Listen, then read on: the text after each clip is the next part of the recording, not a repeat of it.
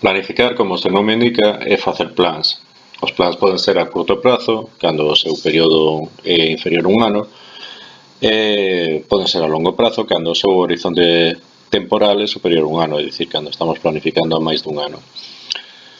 A primeira tarefa que debemos facer cando facemos un plan é establecer cal é o obxecto de análise. Por exemplo, se estamos facendo un plan de marketing sobre os produtos da empresa, teríamos que saber se queremos analizar de alguna maneira ou se queremos planificar todos os produtos da empresa ou só unha parte deles. É dicir, o obxecto sería a primeira cousa que debemos ter en conta a hora de facer un plan. O segundo paso consiste na análise da situación ou diagnóstico. Temos que coñecer o punto de partida para poder desenvolver o plan.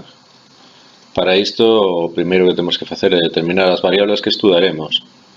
Unha variable en planificación é un aspecto do problema, un aspecto da realidade que se pretende analizar. Se non temos claro cales son as variables, pois dificilmente podemos facer un estudo. Entón, o que temos que facer de alguna maneira é determinalas de algún xeito. E para iso podemos facer un estudo previo para ver cales son aqueles aspectos relevantes que nos debemos estudar de cada un dos temas. É dicir, cales son aquelas variables importantes nun tema. Cando as variables están identificadas, pois o seguinte é buscar datos sobre elas, información sobre as mesmas, e información pode proceder de fontes primarias ou de fontes secundarias.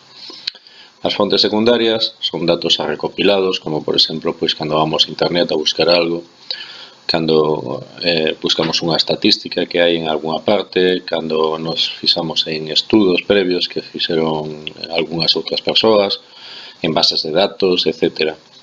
E as fontes primarias son as que elaboramos nós, pois, por exemplo, a observación que nos facemos sobre un fenómeno determinado ou a enquisa que podemos facerlle a determinadas persoas pois que teñan que ver con esa variable ou que nos podan informar sobre esa variable. Como última tarefa desta primeira fase, pois, debemos ordenar información de que dispoñamos e analizala. O terceiro paso consiste en facer un diagnóstico xeral da situación á vista dos datos que obtivemos das variables. Un cuarto paso consiste en formular a estrategia. A estrategia son, pois digamos, os plans a longo prazo, o máis longo prazo, que se plantexan na planificación que nos estamos facendo. Concretamente, pois consiste na fixación de obxectivos a longo prazo, na determinación da forma en que vamos conseguir eses obxectivos, en que vamos facer as cousas para conseguir eses obxectivos, o que é a estrategia en sí, e por último, os medios concretos para conseguir os obxectivos, o que se chama programa de acción. Entonces, a partir de aquí, nos vamos a redactar un plan seguindo unha serie de premisas. A primeira premisa a hora de facer un plan é que sexa claro e de fácil uso, lóxicamente, vale, para que calquera persoa que teña que aplicar o plan pois saiba perfectamente como ten que aplicalo.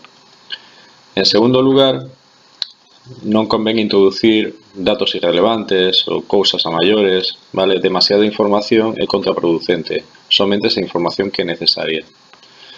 En terceiro lugar, é importante facer uso de gráficos e imaxes. Por que? Pois porque os gráficos, as imaxes aclaran o contido de calquera documento que nos queramos facer, de calquera informe que nos queramos facer. Unha estrutura recomendable a hora de facer un plan podría ser a seguinte. Vale, en primeiro lugar, unha portada, contendo o nome do plan, a data, o estado dese plan, é dicir, se é un borrador ou se é o documento final. Por exemplo, cando vedes estas cousas que pon versión 1.0, versión 1.1, versión 2.1, etc. Vale? Pois a versión, é dicir, o estado en que está o documento, e o responsable de elaborar ese plan. Eso na portada. Despois un índice con números de páxina para que nos saibamos onde podemos atopar cada unha das partes do plan.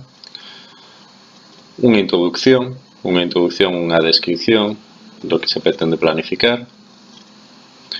Un análise da situación, como dixemos antes, é dicir, un análise do que temos, do punto de partida. Un diagnóstico, vale, a partir desa análise da situación, é dicir, a partir desa descripción do que hai, pois un diagnóstico. A planificación estratégica da que acabamos de falar, é dicir, os obxectivos a longo prazo, a forma de conseguirlo a súa estrategia e os medios para utilizalo. O orzamento, é dicir, canto custará poñer en práctica, poñer en marcha este plan. Isto é algo fundamental na empresa, como podedes imaginar. E, por último, un mecanismo de control dos resultados do plan. Un mecanismo de control que estableza cando conseguimos os obxectivos, é dicir, que estableza cales son os indicadores para saber se as metas que nos temos, pois as acadamos de algún xeito ou non. Por último, un plan nace coa finalidade de ser presentado a un público. Un plan non é algo de consumo interno, é algo que de alguna maneira está pensado para que se aplique, para ser presentado de cara a un público. Entón, esta presentación, o mellor, pois, ten que ser ante un auditorio que non nos coñece.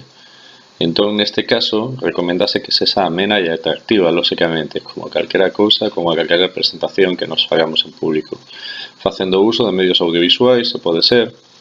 E a hora de facer a presentación hai que ter en conta que o público non sempre estará interesado en todos os aspectos do plan. Entón, un mesmo plan pode ser presentado de diferente maneira dependendo dos públicos aos que vai ir dirixido. E, polo tanto, pois, un plan, de alguna maneira, pode ter varias presentacións diferentes. Bueno, aclaramos o que queirades e falamos sobre todo isto en clase.